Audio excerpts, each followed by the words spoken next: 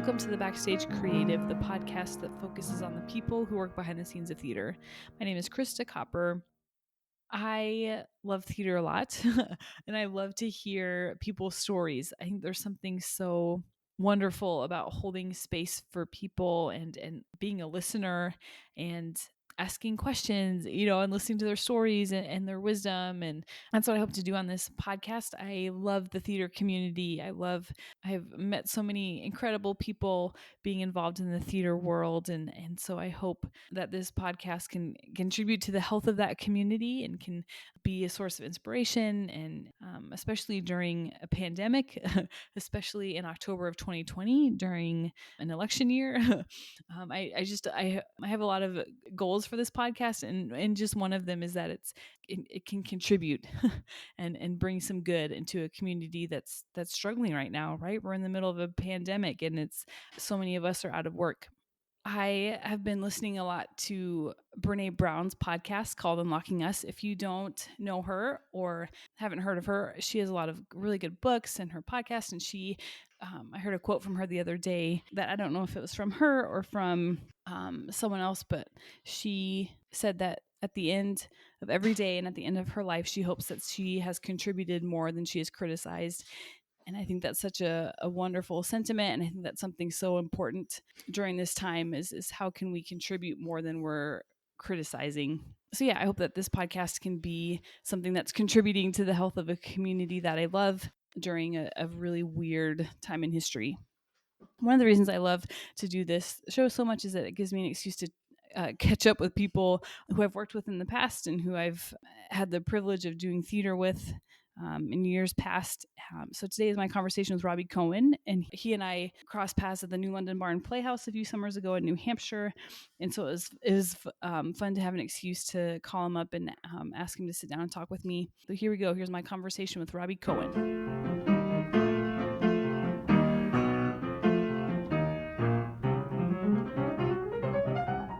What have you been up to during these past 6 months?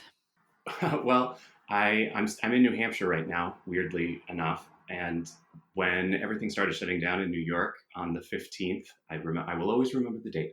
But on March 15th, we came up to New Hampshire, and I've basically been here since. The weird part about it is that Elliot and I bought a house up here, and we closed in February.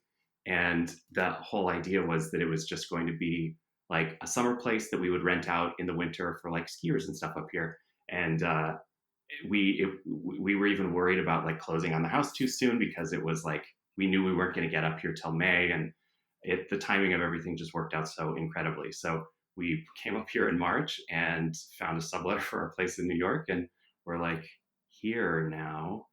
And we were going to go back to the city like this month now, and we've just put that off. So we have a subletter now for like a full year. So we're going to do the winter in New Hampshire, and we like live here for the moment, which is like crazy.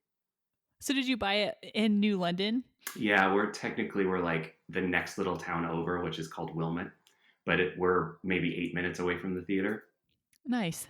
Yeah, it's too bad that the timing of buying that and then there's really no. And then there's no season. I mean, then there's like it's been so weird because it's like we're here, but there's kind of no real need for us to be here.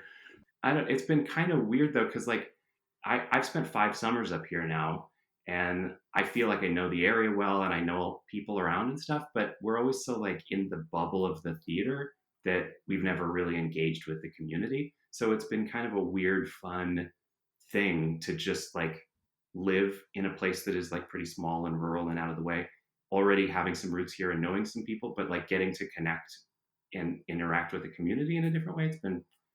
It's been definitely like a nice treat of like being up here. Mm-hmm. Yeah, I bet.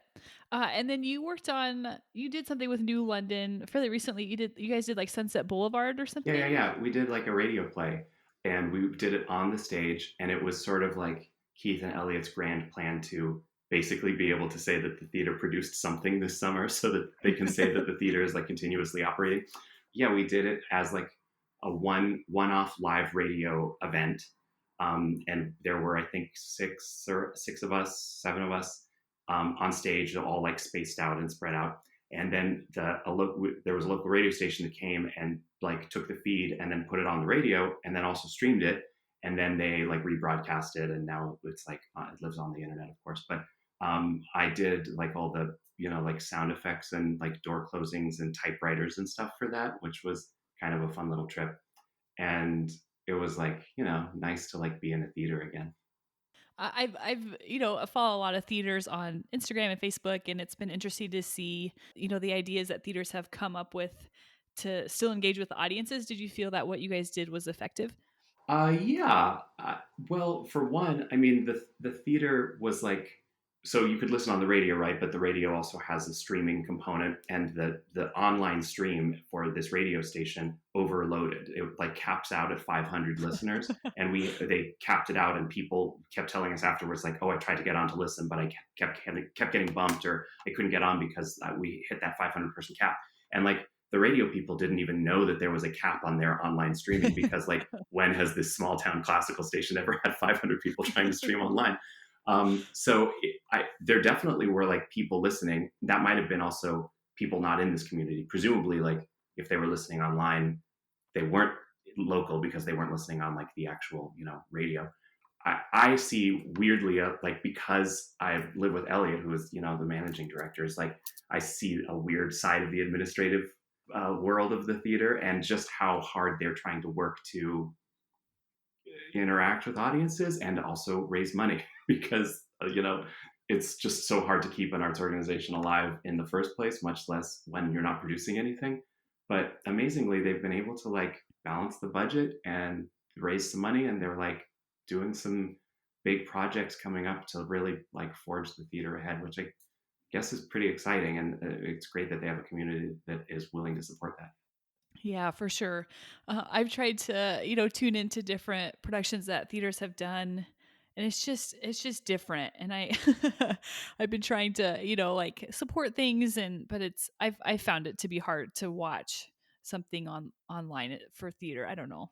Yeah, it's not the right medium. Mhm. It's just like not what theater is to me. And theater is about a live experience, and it's about a communal experience. And anything that's being streamed online to me is not theater. It's like video, it's television, it's film, it's something else, which is also super cool. And like you can make great music digitally, you can make great music distantly, and there's lots of new ground that we have yet to break on that. And we're obviously innovating a lot right now, but it's just a different art form. So whenever like, especially at the beginning of the pandemic, was like all these like streaming benefits and stuff. And it was mostly people just like in their bathrooms recording stuff, and that was fun for a time. And now we're still sort of kind of stuck in that, and still a lot of places are and a lot of people are still doing that to try to interact, which is great. I mean, it's great that people are engaging at all, but I'm just like, it's not good. Like it's not good quality, and it's not really that fun to watch at a certain point after you've seen enough of them.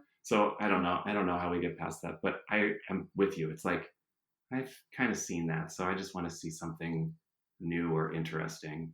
And like if it's gonna be film, like if it's gonna be broadcast or whatever, then it has to compete with the things that I'm watching on Netflix and like Yeah. Amazon Prime. It's like if it doesn't look as professional and well produced as a television show, then why should I bother? Yeah. Hmm. So I would love to hear about your background. So take us through where you're from, how you got into theater, where you went to school, if you went to school, and how you ended up in New Hampshire slash New York. Yeah. So yeah, and it's funny because I feel like you and I know each other pretty well. Like I feel like we've had a lot of hang time, at least in terms of like lunches and dinners. But I was also thinking as I was like sitting down today that we haven't actually played together. Like I've never No, never we played haven't. it, which is funny because I feel like I kind of know you a little bit better than that. But I guess the way that things have timed out, or that things timed out for us last summer at least, was like we weren't really around together at the same time that much. So, yeah, I grew up in Anchorage, Alaska. I went to school at Gonzaga University, which nobody knows it's in Spokane, Washington. Actually, people do know it because there's a basketball team that people know. But if you don't know basketball, then you have never heard of that school. And then I got a master's at the San Francisco Conservatory of Music. Started playing the piano when I was very little, of course, like many people. And then just kept it up miraculously. But meanwhile, I was like doing theater, performing like as an actor, and did kept that up in like college and even in grad school a little bit, but realized that my I didn't quite have the temperament for like a performer's lifestyle. But that my theater and my music were always very separate, even through grad school. And when I was doing my master's and a little bit after, I started falling into a lot of music directorial sort of positions. I picked up a job as the music director at a Catholic church, which was a natural fit. I had been a music director at a smaller church before and grew up doing church music. So it just was sort of like, oh yeah, that's a job I can do. And then I started working for a performing arts school as like their music director and teaching like voice lessons and sort of theater voice lessons. And that was sort of a natural fit too, but I didn't characterize myself as like a musician working in theater. It was sort of like I enjoyed theater and I enjoyed music and was pursuing obviously academic sort of career in music, but never the twain shall meet. And it was really just like an accident of getting hired for enough things that were a music theater crossover that I finally started to realize that like music direction for theater is a career. It's something that people do professionally, and it's something that my particular skill set was very well suited for. In retrospect, it's so funny to think that like nobody, certainly there was nobody around to tell me that that was a career that I could choose, and I wish there had been. And also, like, how stupid was I that I didn't think that there was like a career in theater outside of being an actor? Like, I look back at my like 20-year-old self and think like, how could you not have like looked at a theater and been like, oh, there's somebody conducting an orchestra. I bet that's a job that people do. Anyway, so just like to fast forward, then I started pursuing theater more seriously, or music direction specifically for theater, and eventually moved to New York. That was probably about 10 years ago, almost. Yeah, wow. And now I find myself in New Hampshire for the time being, given the circumstances. But that's because I have this long-term relationship with this theater, Summerstock Theater up here in New Hampshire, that I have been a resident music director at for 5 years now. I've done a lot of national touring with big commercial projects. I've done a lot of regional theater at theaters across the country. I tried a couple years ago. I made a commitment to stay in New York more seriously, more specifically, instead of constantly leaving for tours and regional gigs. That pivoted some of the work I do. I do a lot of audition piano work. I do some rehearsal piano stuff, pick up, like freelance gigs like that as much as I can. I'm also on the faculty at AMDA, the American Musical and Dramatics Academy.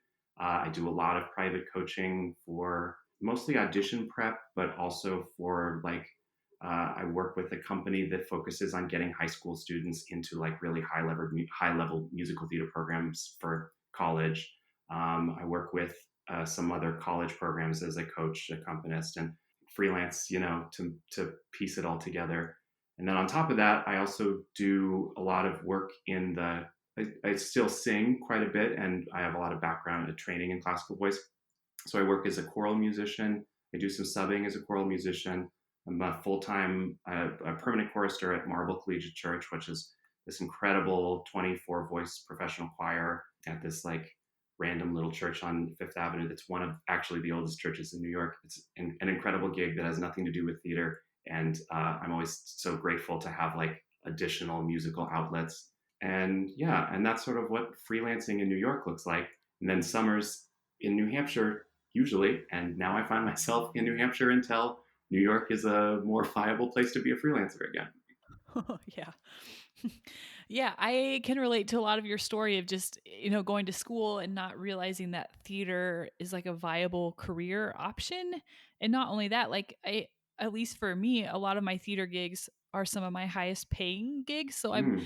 I'm not quite sure why, as far as like being a musician is concerned, theater isn't usually in the conversation of, career options for people. It is strange. It's funny and I'm sure you've had the experience talking to theater musicians. Everybody really comes at it from a different direction. Hmm. I think that is changing a little bit. It's certainly changing in the world of music direction because now there are undergraduate programs and graduate programs that are specifically geared towards music direction. that was not that was not an option when I was 18. And even if it had been an option, I wouldn't have known that that's what I wanted to do. So I do think it is changing a little bit that you find like college freshmen who are like, I'm going to be a music director. And to a certain extent, instrumentalists, maybe you find that, but I think instrumentalists are always, more interested in the music than the venue. It depends on the person, I guess.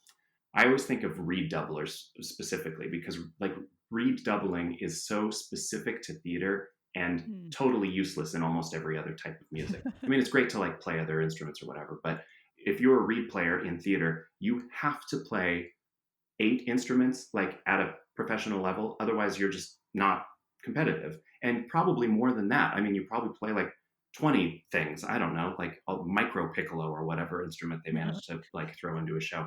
But so when you meet like reed players, there's always a moment for them that they like had to decide, oh, I have to learn other instruments to make a career in this particular type of theater, money making, music making.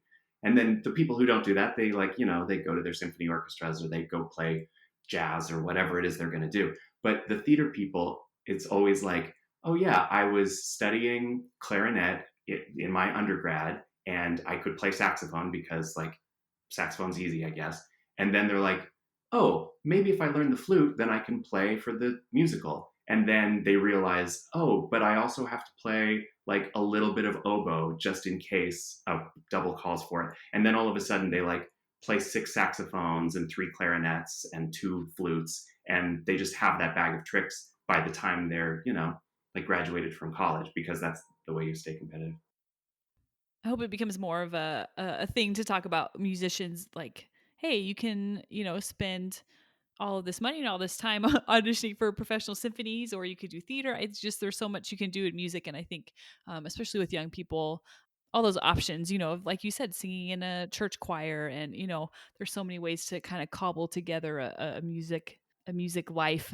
Yeah, and when you're a freelancer, which there are lots of ways to be a professional musician, but one of the main ways now is to like you said, cobble it together as a freelancer. And why wouldn't you have all of those things in mind? Like, why, if you are interested and have the like aptitude and interest in those things, why wouldn't you try to put yourself out in all of those arenas? Because I promise you, I know from experience, one of them is going to dry up at any given time and other ones will be thriving. And that's the only way to like keep a career going is balance it out.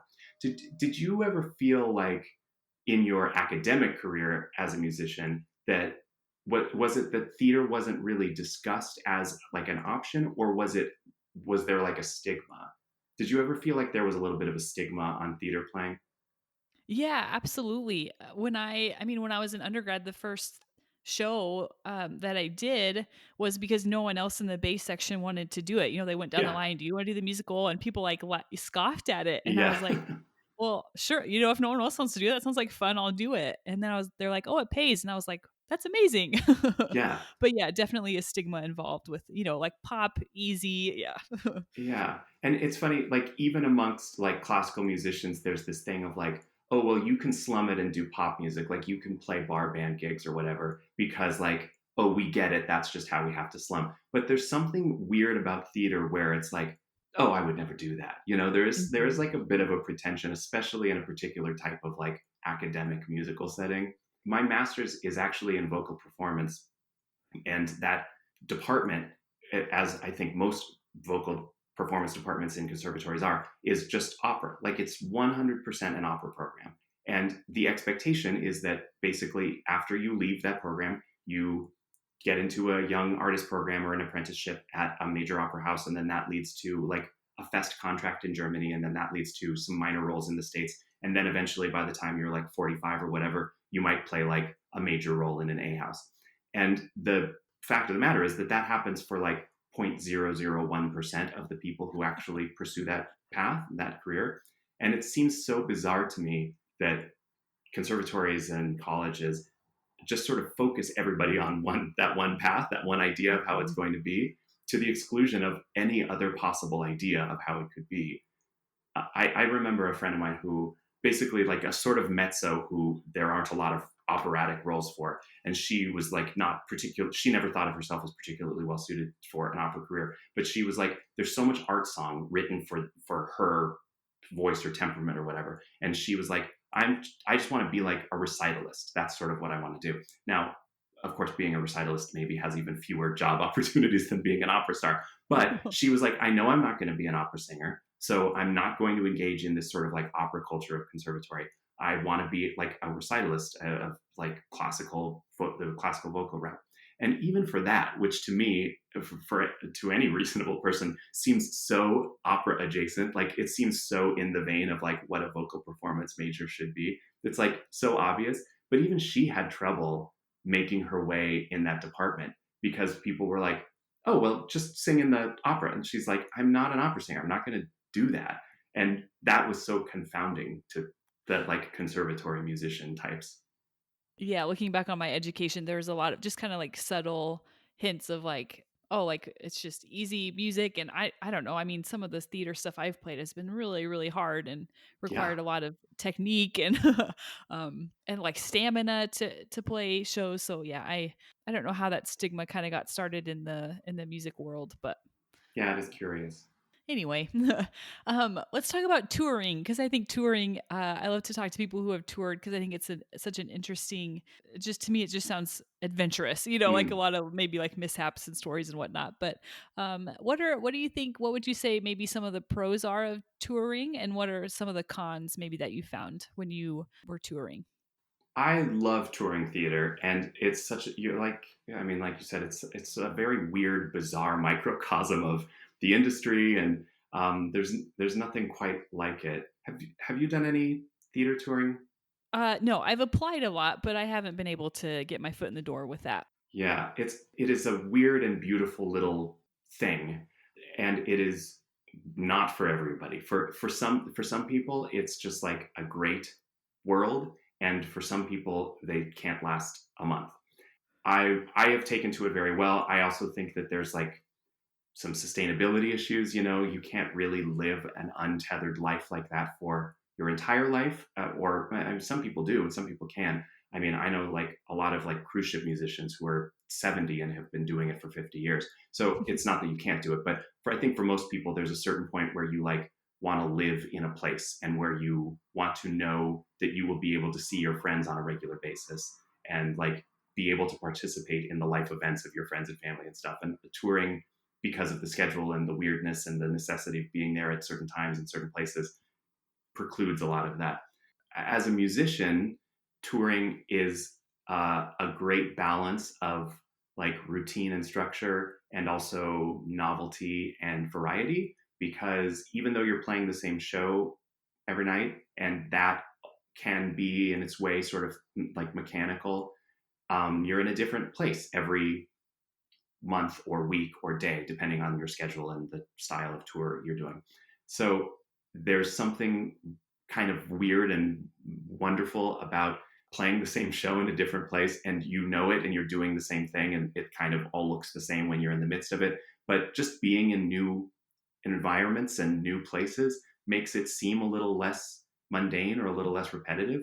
And then you get to like experience the place that you are at, you know, when you're not playing the show.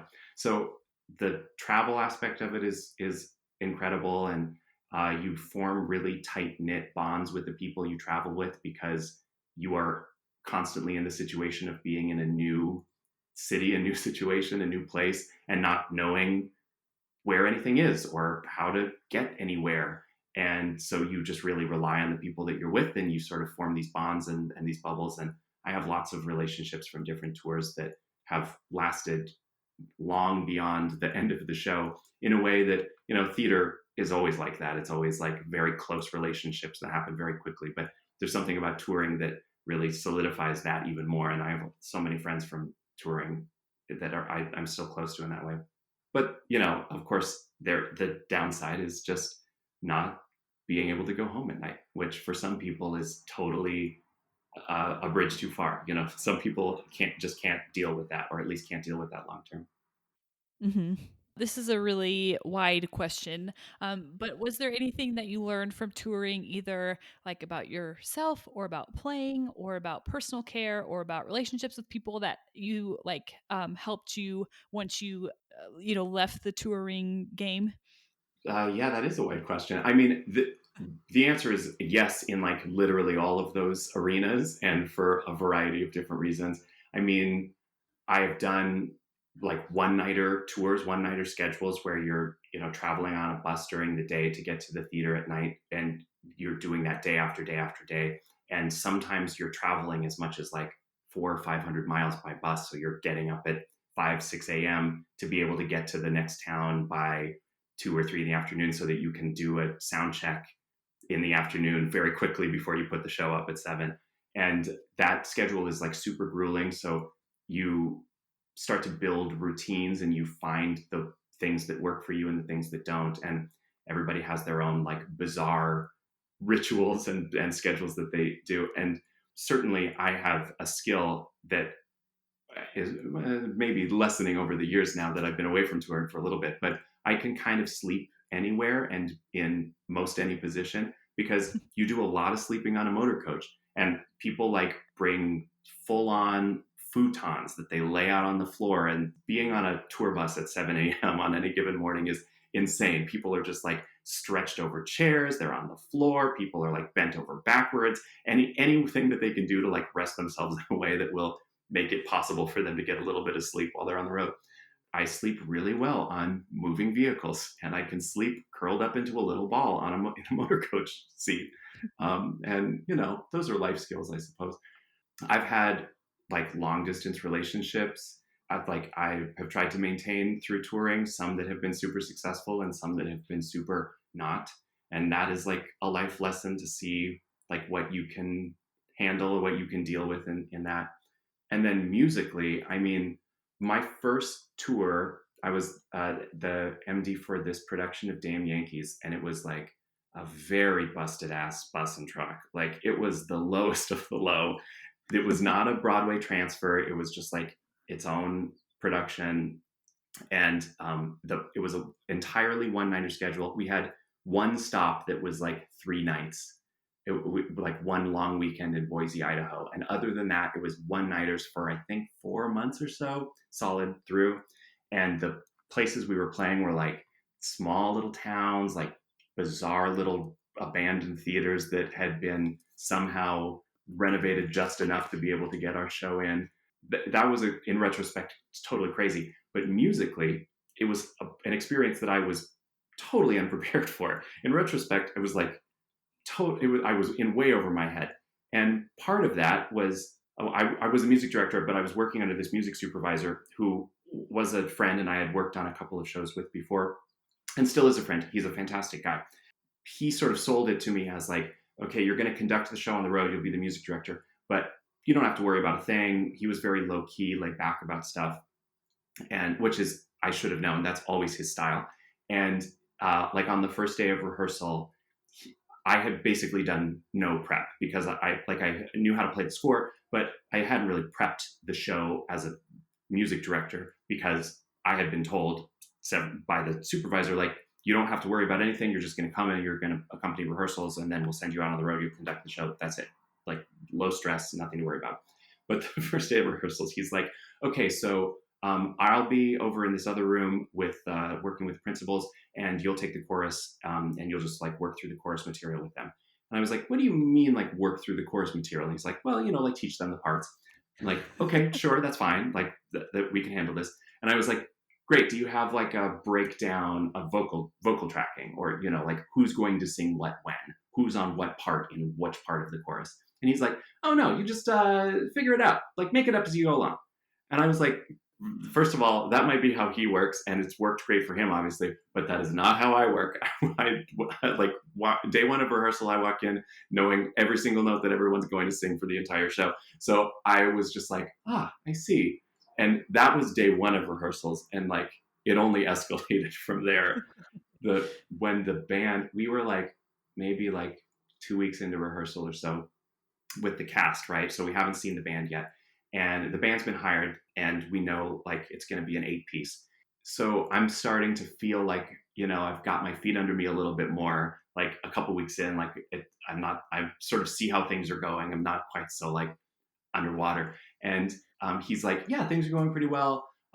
We just will need to figure out what we need the band to play before, orchestra rehearsal next week. And I was like, what do you mean by that? And he's like, oh, well, we just need to like figure out who's going to play what. And I was like, well, like the trumpet player is going to play the trumpet book and the bass player is going to play the bass book. And he's like, yeah, but we have the original orchestration and we only have an 8-piece. Like the original orchestration to Damn Yankees, like golden age orchestration for 50 pieces. And I was like, we don't who there's not somebody here to like reorchestrate this book. Like we're not getting like a reduced score, like an 8-piece reduction. And he's like, no, we're just gonna like give them the books and then just like tell them what to play. And I was like, Oh. this I so so I spent the next like week or whatever rehearsal until we got into like that orchestra rehearsal. I had the entire like all of the books like out next to me, the score, and I would like play Shoeless Joe from Hannibal Moe for dance rehearsal, and then while they were like doing stuff, I would be furiously like literally physically cutting and pasting copies to like make books for people because there was nobody to reorchestrate the score. And I was such a trial by fire, and I learned so much in such a short period of time. It was in retrospect like a totally formative experience. And at the time, I just sort of did it, like I don't think I knew that I was even having that experience. I felt out of my element. Certainly, it was a little bit more than I'd ever done, but there was not an option. It was just sort of get this shit done because you're gonna be standing in front of a band in a week, and they're gonna be asking you like, okay, do you want me to play the trumpet 1, 2, 3, or 4 book? And I needed to have an answer, so it was just sort of like do it. But all of that was just such a like on the job, try to change the tire while you're going down the highway kind of experience that has totally shaped the rest of my like musical life. I'm sure. Do situations like that cause you stress? Like, how do you handle stressful situations like that? I think I'm lucky in that I don't really feel a sense of stress. Like I don't really feel stress very acutely in the way that I think some people describe. Or maybe I'm just constantly feeling a low level of stress, so I don't differentiate. But I don't necessarily like that sort of situation doesn't make me go crazy or something. I'm generally like fairly zen. I do feel the pressure, of course, of like getting things done or making the product good or like making good music or good theater or whatever. But I am very much like a nose to the grindstone sort of person in general and just sort of sit down and get the job done. And I still tend to be that way. And I'm not honestly to be honest, the downside of that is like I'm not particularly good at multitasking because when I start focusing on a job, I just want to do that job. But that's sort of like the my stress response is just like I guess I'm just gonna work until I can't and then if it gets done, it gets done. hmm As a music director, how do you like transition between like communicating between the band and then you're communicating with actors and then you're talking with the director or the sound engineer? You're dealing with a lot of different people, I would imagine this is kind of a leading question, but I would Mm-hmm. imagine that uh, you have to change maybe how you talk to people a little differently. Talk about like communication in your role, because I think that plays such a big part of a music director's role. Yeah, definitely. Yeah, it is. There is a fair amount of, code switching, I guess we'd call it, to like use a term. But all the different people that you named communicate in very different ways. Actors talk about things very differently than musicians do, and producers talk about things very differently than directors do. And there is a sense of being in the middle of all that, where you're almost doing translating between the different groups. Music direction, or the role of the music director, sometimes the music supervisor, depending on how the structure is laid out, is primarily a communication role. It's like a management communication nexus. And it's honestly not necessarily very much a musical role. it depends on the situation because a lot of times the music director usually is the conductor as well. And conducting, of course, is very musical. But particularly in terms of putting a musical together and even maintaining a musical, the music director is this like communication key component in the middle of all of these other people and personalities. So you're exactly right. It's totally about figuring out the language that choreographers and dancers talk in counts of 8. They don't talk about bars. So you have to like very quickly do the math in your head. Like, okay, well, they think of an 8 count as 2 bars of 4. So they're saying like if they're saying 4 8 counts, well, then how many bars is that? So how do I then tell the orchestra what bar to go to start at? Because the choreographer can only like communicate in 8 counts, and it's doubly difficult when the song is in 3 and they're still giving you 8 counts. It's Oh like gosh. it's that sort of thing is like totally happens, and it's like very much in the vernacular of dance that you just sort of talk about things that way.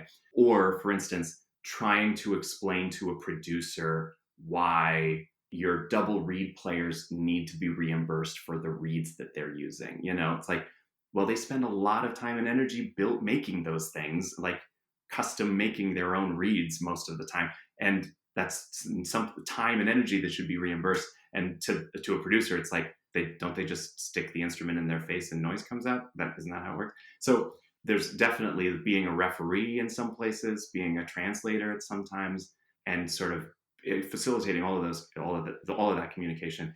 And that's not to say anything about whatever creative input that I might be contributing to the situation, which is a whole other layer on top of all that.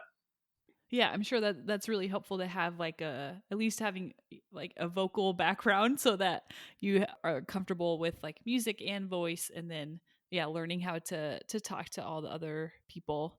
That has served me well. Like my background in voice, and also like having been a performer at one time in my life, also in my undergrad especially, I had the opportunity to learn a lot of basically play a lot of instruments because I was in a small liberal arts school that didn't have much of a music department. I played sousaphone in the pep band, and I played baritone in the symphonic band, and I played jazz piano with the big band, and I also sang with the Gregorian chant choir, and I also sang with the contemporary choir. So I had the opportunity basically to be in so many different ensembles and groups playing so many different instruments and doing different styles, and that was basically only afforded to me because I was a music major and they needed the people for the most part. Like they kind of needed the help. And even if I wasn't the greatest tuba player, I was good enough because I could, read music and vaguely play the tuba, as opposed to like, a business major who played the tuba in middle school and was like trying to get back into it or something. So I had the opportunity to like really pick up a lot of the culture and the language of a lot of different groups of people in the music world. And that was really formative. That was really helpful in a way that I didn't know was going to be, because in my undergrad, I had no idea that music theater was a career, that music direction was even something I could do. Little did I know that was training me to speak in a variety of different ways. Yeah, as a bass player, a lot of times I'm really thankful that like I just play the bass. Like Yeah. no one usually asks my opinion on things. Like I can just kind of be in my corner. But yeah, it is really really helpful when the music director realizes that they're kind of the conduit and the like you said the nexus of a lot of different conversations happening. Yeah, and being an instrumentalist is funny too because like I also am a keys player, and I play in pits sometimes. Sometimes I'm an assistant or an associate or whatever, and sometimes I'm just a keys players and just show up and play. And I love being able to bounce back and forth a little bit, to be in a leadership position sometime and not be in a leadership position sometime. A, because you learn the most about leadership by watching other good leaders. And Hmm. sometimes you learn a lot by watching bad leaders. And being able to sit in the pit and watch somebody else do the job is like totally invaluable. It's also like great to get in the pit and just play, to remind yourself the experience that the people who are playing for you are having. Because sometimes I feel like a lot of music directors get into this, and a lot of conductors sort of get into this trap of like being a little myopic in what they're doing. It's like they're just used to only being the person in charge, and they sort of forget what the experience is like for somebody who's just showing up and playing the show or playing the gig or whatever. And there's something really valuable about being a keys player in that way and just being able to show up and do that. It puts you back in the perspective of the people who are working with you, you know? Sure. Yeah.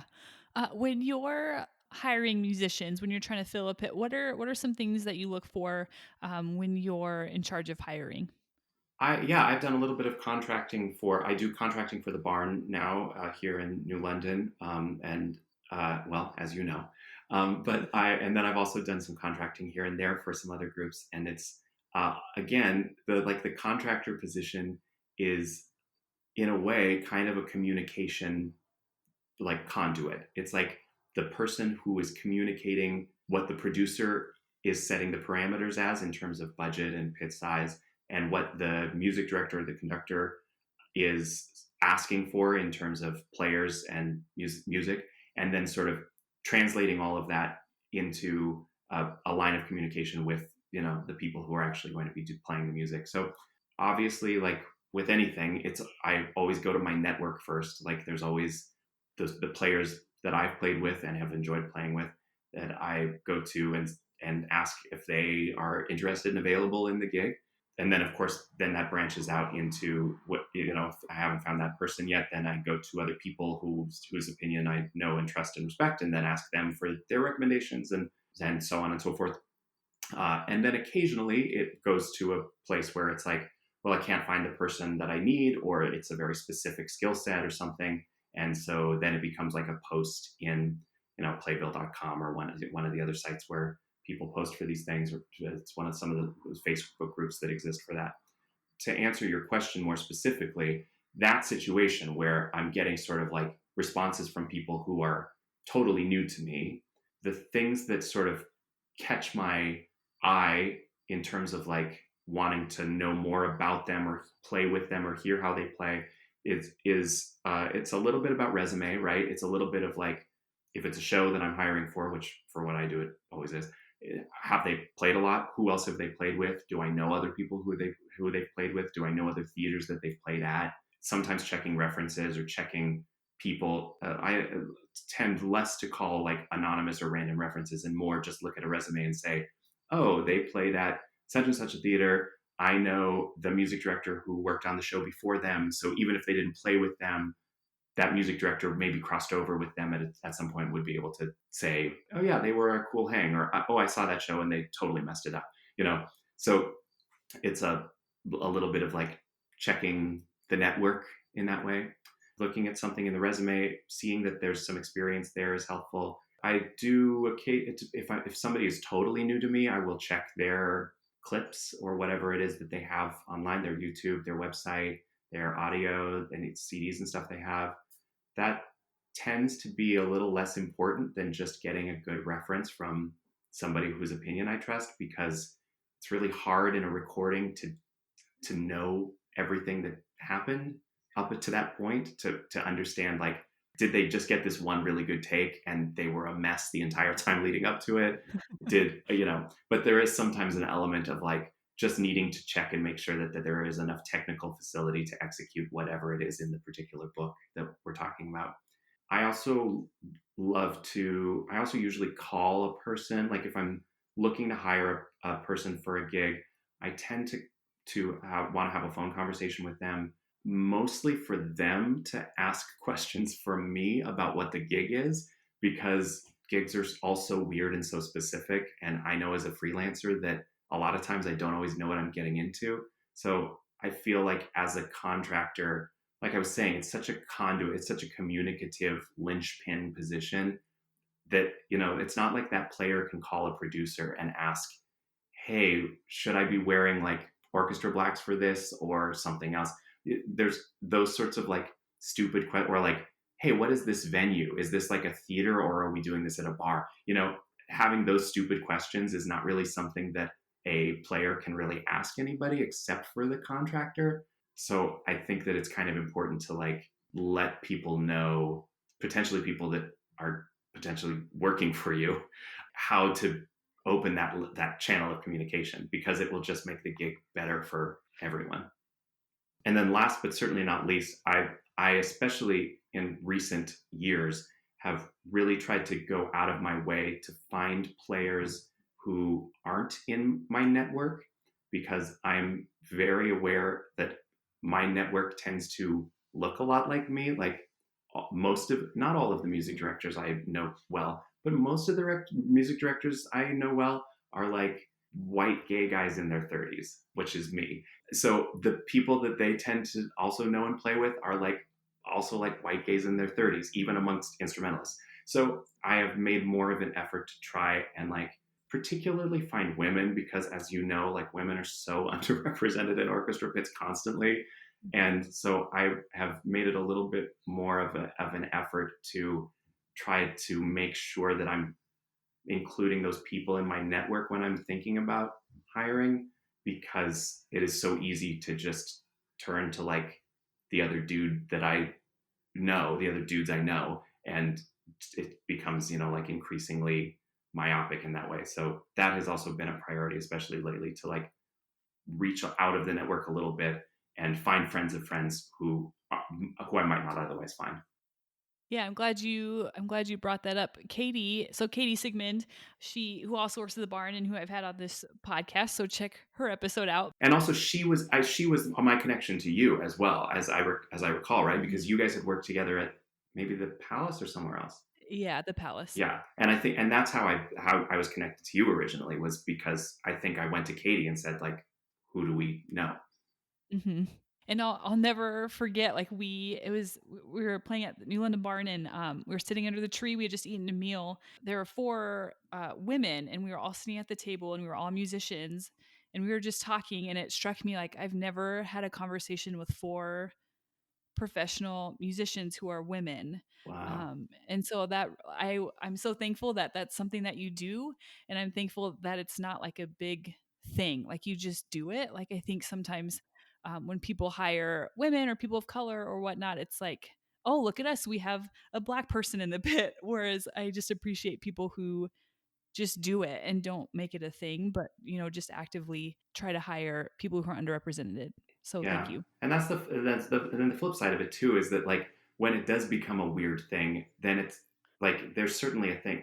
Tokenism is a problem too. You know, it's like, Yeah. and you know, I read this great interview on the Maestro website, if you know Maestro Music, maybe Mhm. .org.com, whatever it is, with Christy Norder, who's a Broadway contractor who was before the shutdown working on this musical Six. I will just give a brief summary of it, but it's a great interview. Like, go find it if you don't already know it. And she is like a fairly new contractor, and I believe the only female uh, music contractor on Broadway now, or possibly ever, because it's like literally 3 guys who do all of the contracting for Broadway. She was saying that for Six specifically, that the producers were asking her, we want it to be an all-female band, first of all, in keeping with the artistic direction of the show. The band is on stage; they're like visible the entire time, so that is like a pertinent element of this particular show. We want them to be like very representative. We want it to be like racially diverse. We want to see a lot of different people in this band. I think that the show is almost entirely, if not completely, memorized. I think for the most part they have to have the score memorized, and they're like on stage and kind of costumed and stuff, which is a lot to ask. And she basically said to the producers, I don't know if I can go to the normal players. I don't know if I can go to the normal group of Broadway people and find this combination of things. It's a very specific combination of things you're asking for. And I don't know if I can find 4 or 5, however many is in that band. Plus, they're like 5, 6 subs or whatever. Mhm. And the producers were like, well, then what do you need us to do to like get there?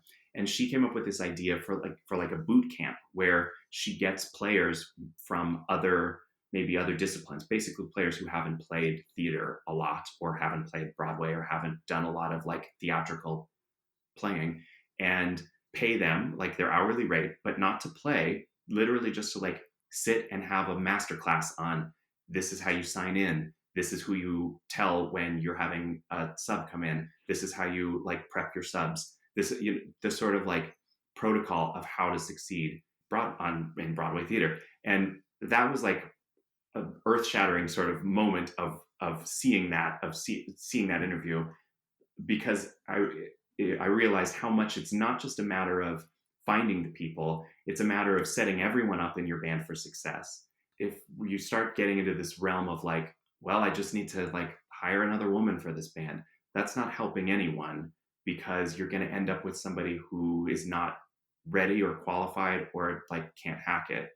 But the flip side is you can't just rely on the same white dudes that you know, because that's also not serving your band. You're not getting the other people involved that you need to have like a diverse representative band.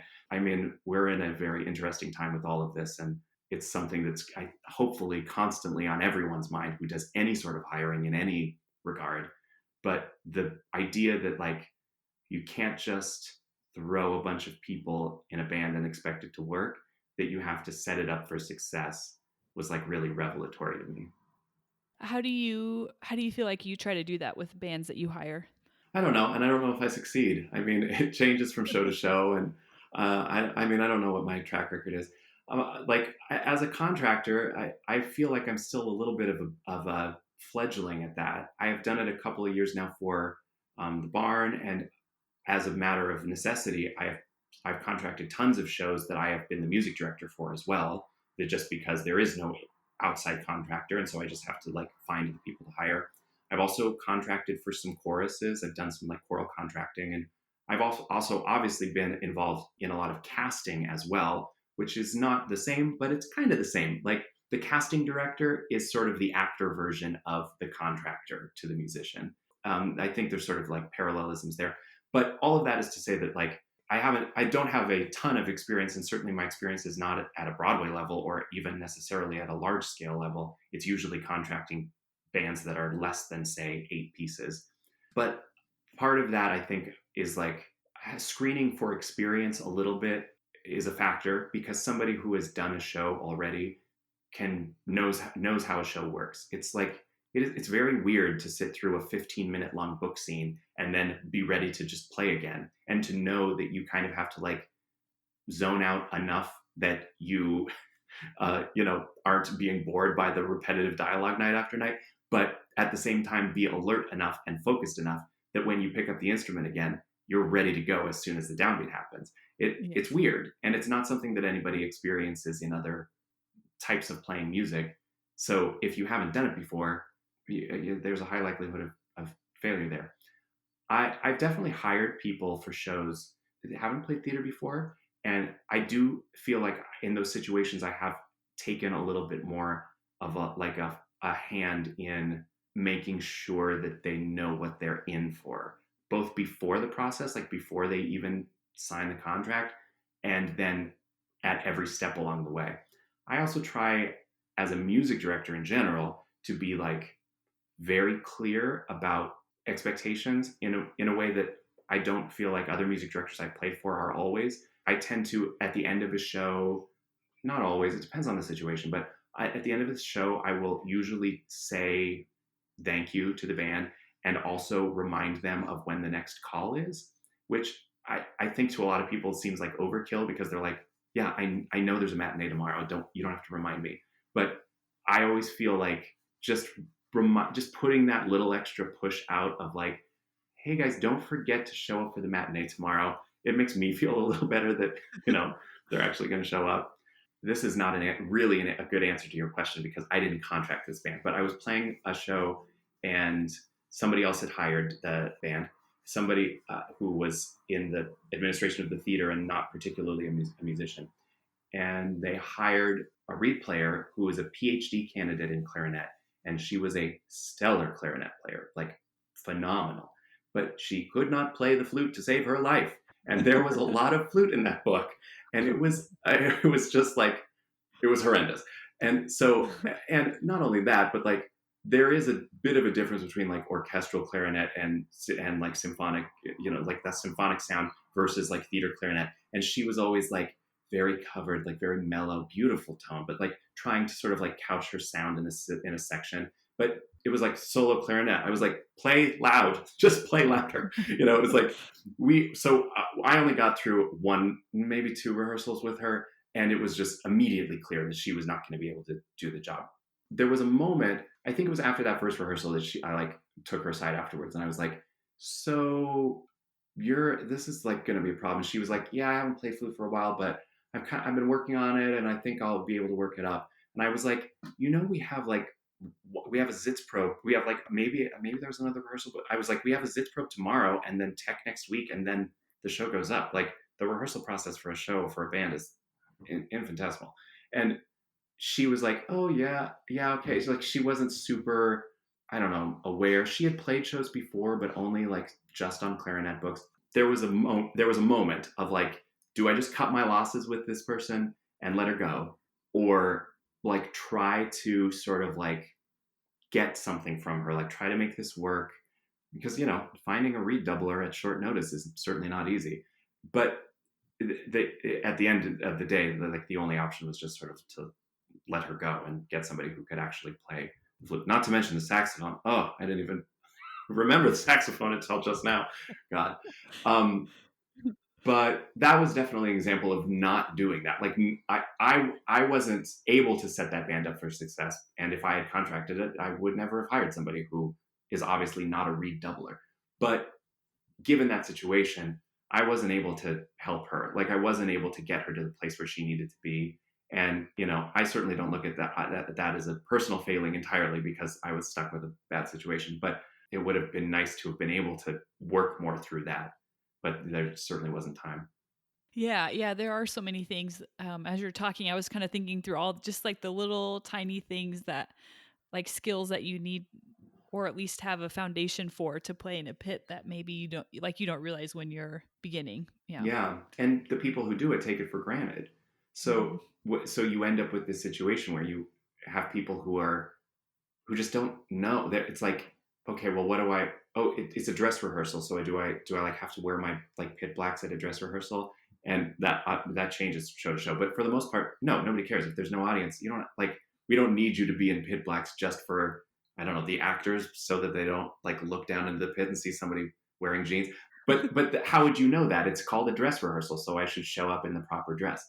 There's so much weird, stupid cultural stuff in, I mean, certainly in any arena, but music seems to have tons of it, and a lot of it is very like gatekeepery of like, if you don't do it the right way, we can immediately spot you as an outsider, and then you're not part of the group. And I now am very enculturated into theater, but every once in a while I will notice it in like a jazz setting. Like I'm not a jazz player at all, and I don't run in those circles. But there's so much like language of like the jazz cats in New York. There's so much very specific, like ingrained culture, and just like as an outsider musician who I can see it, like I can see the stupid, weird little things happening, and just realizing like if you don't play by those rules, then those old timer jazz cats are like never going to call you back for another gig. Hmm. You're out. But how do you even learn? Like, how do you even get that cultural knowledge in the first place? Yeah, that's why I wish musicians had more like, I don't know, like mentorship, or I Yeah, talk to designers on this show a lot, and they, most of them have done some sort of assistant work with, Broadway designers, and just the invaluable information that and wisdom that they gain from doing something like that. But musicians, we're just kind of you just kind of accidentally, a lot of us accidentally stumble into it, and you have yeah, to figure it out. yeah. It sucks, doesn't it? I mean, there part of it is that you like, as a music director, you can be an assistant, and I've had such great experiences and learned so much as an assistant or an associate, because then you really do just sort of get to watch the person who knows what they're doing do what they do. But if you are a bass player, there's only one bass player in a pit. Even in a section where you might have some peers who play your instrument, they're not playing your book. There's no real way to like have an assistant bass player who learns by apprenticeship. I agree with you. I wish that there was a more mentorship. There definitely is a culture of mentorship in, I feel like, theater musicians in general, because I think people do recognize that.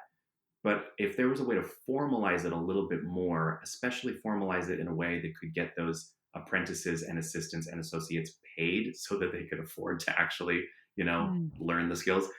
The Stage Directors Union, SDC State, what is the Stage Directors and Choreographers Union, they call it an observership. And It's a program you have to apply for it. They select, I don't know, a handful of people to observe high level professionals from the union. And so sometimes it's directors of a Broadway show, and sometimes it's like choreographers at a dance company, and depends on what your interest is. But it's an apprenticeship that they are paid to do, and they're paid by the union. They basically have no responsibilities. They just observe. It can change. Sometimes they do have responsibilities. And in particular, there was a tour that I worked on.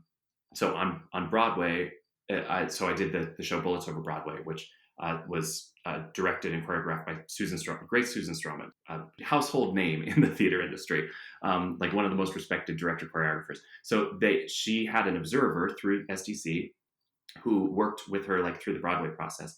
I came on to that show for the first national tour, and the it's not common that the big name would the choreographer would necessarily be super involved in the day to day of a tour like that. So usually they get one of the associate choreographers or a dance captain or something to set the original choreography that was already created for Broadway. And what they did is none of those people happened to be available for this particular process. So they actually got the observer. They got the person who was the observer, and she became the tour choreographer, which was like, of course, like a life changing job opportunity for her to then Uh-huh. all of a sudden be the choreographer on on a first national tour.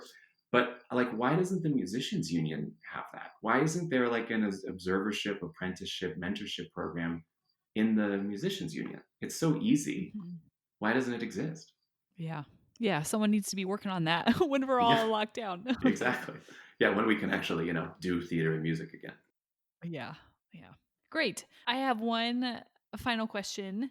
I like to ask people advice questions. So, what advice would you give to young music directors? Gee, I have no idea. I mean, I don't know if anyone should be taking advice from me because I still feel like I'm very much grinding my way through like a mid-career thing. Like I have not Mm. achieved half of the things that I hope to achieve, and certainly current circumstances are only putting pause on that. So I don't know if anybody should take my advice because I don't know if I'm quite doing it very well myself yet. Maybe that's good to throw in at the end of our conversation so that people who have listened this far don't feel maybe I should have put that as a caveat near the beginning just so people didn't listen to like an hour of me pontificating when I have no basis from which to speak. Um, but I think of things that, well, first of all, I think of things that people have told me that have been helpful, and things that I might have liked to have been told when I was, say, 20 or 25, when I was like trying to figure out trying to figure out that even music in theater is a possible career path. One of the things that everybody says, and it's just so easy, is like just be nice to everyone because you never know who is going to be that connection to the next part of your life and career. It's so common sense and it's so stupid. Like, even if you weren't trying to make professional connections, why wouldn't you just be nice and professional and courteous to everyone? It just seems very, very straightforward and very simple. And yet, I'm kind of surprised how often I hear about situations with involving other people where they just aren't nice or professional or courteous. It's so funny how quickly like you end up with a reputation, and usually those reputations are pretty well deserved because there are lots of very specific situations that people can point to and say like, this is something that that person did that was definitely not okay, and that's why they have this reputation. So it's, general advice, just like be nice to people, which it's surprising to me how difficult that is actually to like execute in reality. I also think that something that I am constantly struggling with is a balance between ambition and satisfaction. I think everyone does, especially musicians, because we're all such crazy perfectionists that I think that we sometimes sacrifice some of our like joy and happiness for like this end of the rainbow like pot of gold thing of like, well, maybe I can just like get that one perfect gig, or maybe I can just play it perfect, or like maybe I can be as good as whoever it is that I idolize today. And I have gone back and forth on that constantly. Like, certainly a goal of mine is to conduct a Broadway show, which I have obviously not done. That goal, that dream, I'm very ambitious in achieving. But also, if I didn't, I could still have a very great life. I mean, my life is supremely charmed right now. Even with the current circumstances, I'm so lucky in so many ways. And I could make a very easy life and a very easy career out of continuing to do the things I'm doing, out of picking up sort of the touring circuit again at the level I was without necessarily feeling like I needed to climb to bigger shows or better things. I could just gig around and do this thing and enjoy making music, and that would be enough. That would be a great life. But there's that part of you that says, no, it has to be bigger and better. You have to climb the next rung of the ladder. You have to achieve the next thing. And I'm constantly juggling those two things. And I think as we grow older, we start to learn the value in just appreciating what exists and what we have in the moment that we have it. If I could tell my younger self something, it would maybe be that. You can afford to be a little bit less ambitious at times because, first of all, your ambition isn't enough to get you where you want to go. There's so many other things that play into that: luck, Mm-hmm. knowing the right people, being in the right place at the right time. Your ambition is not enough to get you where you want to be. But also, your ambition is blinding you to enjoying the things that you have right in front of you.